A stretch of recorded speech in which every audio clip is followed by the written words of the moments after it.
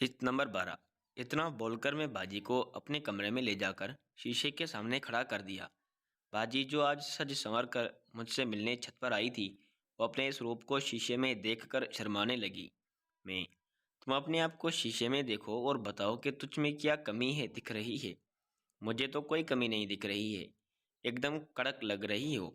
फिर उनके बालों में उंगलियां फेर कर अपने बालों को देखो, रेशम की तरह मुलायम है। जब ये लहराते हैं तो लगता है कि जैसे आसमान में घटा छा गई है। अपने गालों को देखो, एकदम टमाटर की तरह लाल है, जिसे देखने के बाद मन करता है टमाटर कच्चे खा लेने चाहिए। मैं उनकी आंखों में देखते हुए अपनी इन मद भरी हंसी ऐसे आंखों में देखो। इन आंखों में झेल सी गहराई है, जिसमें हर कोई डूबना चाहता है। तुम्हारी एक मदहोश नज़र से यहाँ लाखों कत्ल हो सकते हैं, और ये तुम कह रही हो कि खूबसूरत नहीं हो। मेरे मुंह से इतने खुले लफ्ज़ों में तारीफ सुनकर बाजी शर्मा भी रही थी और मुस्कुरा भी रही थी। फिर मैंने बात को आगे बढ़ाते हुए कहा, अपनी गर्दन को देखो, एकदम सराईदार गर्दन है तुम्हारी। मेरे मुंह से अपनी इतनी खुली तारीफ सुनकर बाजी का मुंह खुला का खुला रह गया।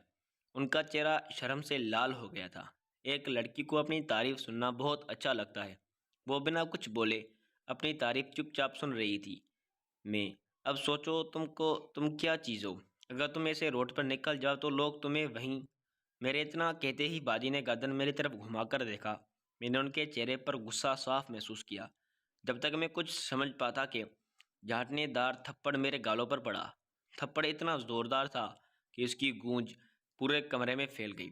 मैं अपने गाल को हाथ से सहलाने लगा। मुझे तो कुछ समझ में नहीं आ रहा था कि आखिर बात क्या है। फिर दिमाग पर जोर डालते पर मुझे समझ आया कि मैं जोश जोश में क्या बोल गया हूँ।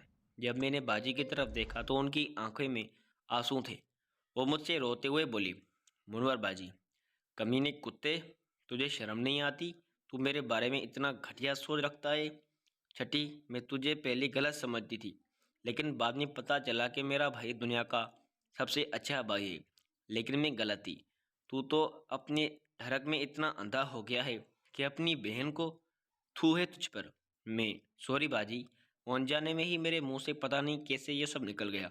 मुनवर बाजी, अच्छा हुआ अनजाने में निकल गया तेरे मुंह से, क्योंकि यही सब तेरे मन में था मेरे लिए। आज के बाद मुझसे बात करने की कोशिश भी की तो मुझसे बुरा कोई नहीं होगा। और इतना बोलने के बाद मुनवर बाजी रोते हुए नीचे चली गई। मैं पीछे से उनसे माफ़ी मांगता रहा, लेकिन वो रुकी नहीं। फिर जैसा लटापटा अपने बिस्तर पर बैठ गया। मुनवर बाजी के जाने के बाद मैं कमरे में आकर बैठ गया और अभी जो हुआ उसके बारे में सोचने लगा।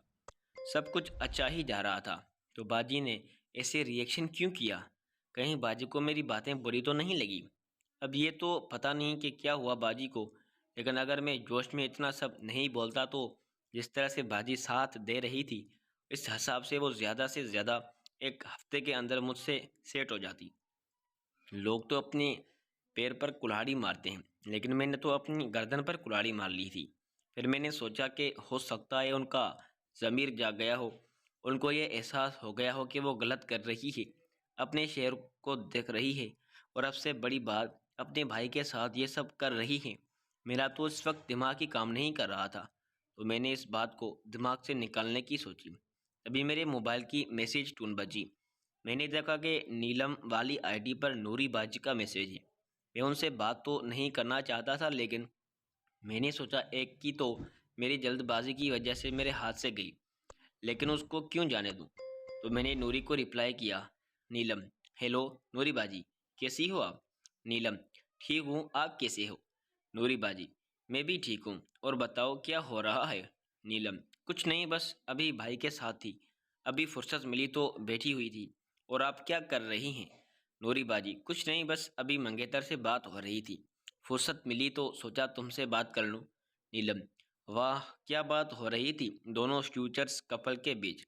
नूरी बाजी, कुछ खास नहीं, बस वही रोज़ की बातें, हंसी मजाक, बस और क्या बात होगी? नीलम, बस सिर्फ हंसी मजाक और वो वाली बात नहीं करते क्या? नूरी बाजी, वो वाली कौन सी बात? हंसते हुए, नीलम, वही प्यार मोहब्बत वाली बात, शादी के बाद क्या क्या करना है, कहाँ कहाँ करना है, कैसे कैसे करना है, कब कब करना है, हनीमून की बातें, मेरा मतलब है वो बातें। नूरी बाजी, चल हट बेशरम, कोई ऐसी बातें भी करता है क्या? नीलम, चल झूठी, मुझे बना रही है। चल बताना क्या क्या प्लान बनाया है शादी के बाद का। नूरी बाजी, कुछ ज़्यादा खास नहीं, बस रोज़ कहते हैं कि तुम्हारे साथ ये करूँगा, ऑफिस नहीं जाऊँगा, दिन भर तुम्हारे साथ घर में ही रहूँगा। शादी के बाद सर्द जाने का तय हुआ है। नीलम, हाउ कूल, तब तो बहुत मज़ा आने वाला है आपको। हंसते हुए नूरी बाजी, शर्माते हुए, चल हट बेशरम, शर्म नहीं आती ऐसा बोलते हुए। नीलम, अच्छा अब रखती हूँ, भाई बुला रहा है। मैं रोज़ रोज़ फ़ोन रखने से पहले यही बोलता था कि भाई बुला रहा है, तो आज नूरी ने पूछ ही लिया। नूरी बाजी, एक मिनट ज़रा रुको तो। नीलम, हाँ बताओ क्या हुआ। नूरी बाजी, अच्छा ये बताओ रोज़ तुमको इस वक्त तुम्हारे भाई क्यों बुलाता है? उसको इतनी रात को क्या काम रहता है तुमसे? तुम रोज उसके बुलाने के बाद बाय बोलकर चली जाती हो। नीलम, अभी तो नहीं बता सकती, जल्दी में हूँ, बाद में आपको बताऊंगी, बाय। उसके बाद मैंने फ़ोन रख दिया और सोने की कोशिश करने लगा। थोड़ी देर बाद मुझे नींद आ गई। सुबह मैं देरी से सोकर उठा। आज मुनवर बाजी ने भी मुझे नहीं जगाया। खैर वो तो कल रात से गुस्से में ही थी। मैं फ्रेश होकर नीचे आया और सोफे पर बैठ गया। वहाँ पर अम्मी अब्बू और नूरी बाजी थे। आज किचन में मुनवर बाजी थी। जब मैं वहाँ बैठा तो नूरी बाजी ने पूछा, नूरी बाजी, किससे मार खाकर आ रहे हो विकी? उनकी बात सुनकर मैं चौंक गया। मैंने सोचा इन्हें कैसे पता कि कल बाजी ने मुझे थप्पड़ मारा? कहीं बाजी ने तो नहीं बता दिया? नहीं नहीं, अगर बाजी ने बता दिया होता तो घर का माहौल दूसरा होता।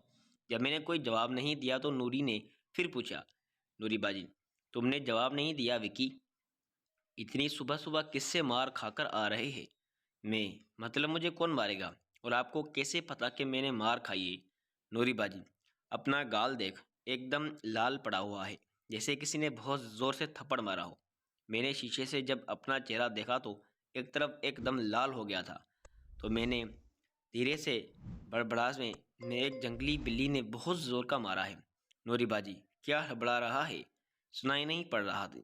मैं, बाजी वो क्या है, कल रात में कमरे में 2-3 मच्छर आ गए थे। वो बार बार मेरे चेहरे पर बैठ रहे थे और मैं नींद में था, तो उन्हें मारने के लिए हाथ चला रहा था। शायद कुछ ज़्यादा तेज़ी से हाथ चल गया है, इसलिए मेरे गाल लाल हो गए हैं। मैं अपने कमरे में चला गया। आज मेरा बाहर जाने का मूड नहीं था, तो मैं अपने कमरे में बैठकर अपने लैपटॉप पर कहानियाँ पढ़ने लगा। लगभग 3 घंटे बाद मुझे प्यास लगी तो मैं पानी लेने किचन में जा रहा था। उसी वक्त नूरी बाजी ने आकर बाहर निकली। बाजी के बाल भीगे हुए थे, उनके बालों से पानी की बूंदें टिपक रही थी। मेरे इस तरह अचानक सामने आ जाने से नूरी एकदम चौंक गई। उनके हाथ पांव एकदम जाम हो गए थे। उन्हें कुछ समझ नहीं आ रहा था कि वो क्या करें। मैं एकदम नूरी को घूरने लगा। नूरी ने भी यही देखा कि मैं उनको घूर रहा हूँ, तो वो शर्मा कर इधर उधर देखने लगी। फिर यक्कायक नूरी बाजी की नज़र मुझ पर पड़ी तो वो एकदम शौक रह गई। तकरीबन 30 सेकंड ऐसे ही घूरने के बाद उन्होंने मेरी तरफ देखा तो मुझे जैसे होश आया और मैंने कहा, दोस्तों मज़ीद देखें किस्त नंबर 13 में। अगर आपको ये वीडियो अच्छी लगी तो वीडियो को लाइक और हमारे चैनल को सब्सक्राइब लाजमी कर दें, साथ ही लगी बेल आइकन को भी प्रेस कर दें ताकि मज़ीद वीडियो की नोटिफिकेशन आपको बर वक्त और आसानी के साथ मिलती रहे। Thank you for watching. अल्लाह हाफिज़।